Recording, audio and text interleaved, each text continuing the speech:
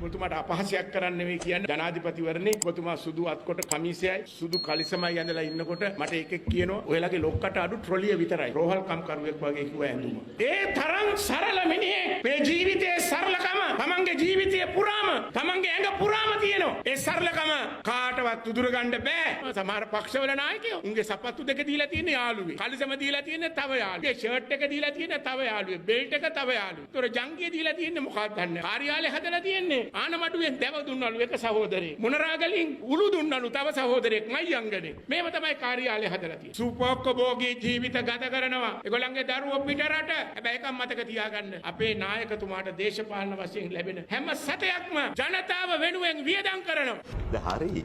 මේ විජේමුනි සොයිසා තනිකරම කියන කතාව අදාළ වෙන්නේ ඔබේ පක්ෂයටනේ. නොකිය කියනවා. නොකිය කියන්නේ තනිකරම JVP කියලා නොකියුවට අපේ පක්ෂ නායකයා රෝහල් මොකද ඇටෙන්ඩන්ට් ට්‍රොලියක් විතරයි අඩු කියලා කියනවා. අනිත් ඔක්කොම අදාළ වෙන්නේ ඔබේ පක්ෂයට නම නොකියුවට. ඒ විදිහට ඔව්.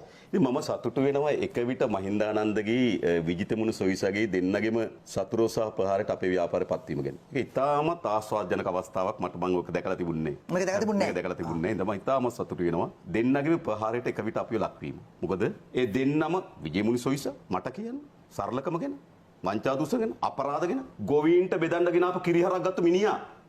මොනවද මේ කියන්නේ? හරිද? සාමාන්‍ය ගොවීන්ට බෙදන්න ණයක් අරගෙන ඕස්ට්‍රේලියාවෙන් කිරිහරක් ගෙනාවා. මට කියන්න බලන්න විජිතමුණි සොයිසගේ මේ ෆාම් එකේ හරක් කීයක් ඉන්නවද කියලා? ආණ්ඩුවේ හරක්. හරිද? ගොවියෙකුට ලක්ෂ 2කමාරට දෙන්න තිබු ලක්ෂ 4කමාරට දෙන්න තිබු හරක ලක්ෂ 2 ගානේ දුන්නේ. ලක්ෂ 2කමාරක සහනාධාරයක් දුන්න ගොවීන්ට. ඒ ලක්ෂ 2කමාර මෙයා සහනාධාර ගත්තනේ. සහනාධාරයට හරක් ගත්තු කෙනා මතක තියාගන්න. මම මේගොල්ලෝගේ මට වැඩි පෙන්වන්න එපා මේගොල්ලෝ. ෆයිල් ඔලුවට එනවා. හරිද? ඒක නමුත් ඔව් කියන්නේ සජිත්ගේ සරලකම නෑ මම කියන්නේ මං ඊළඟ ඊට ප්‍රශ්නේ මේ මහතුරු කවුද කියලා කියන්න එපා.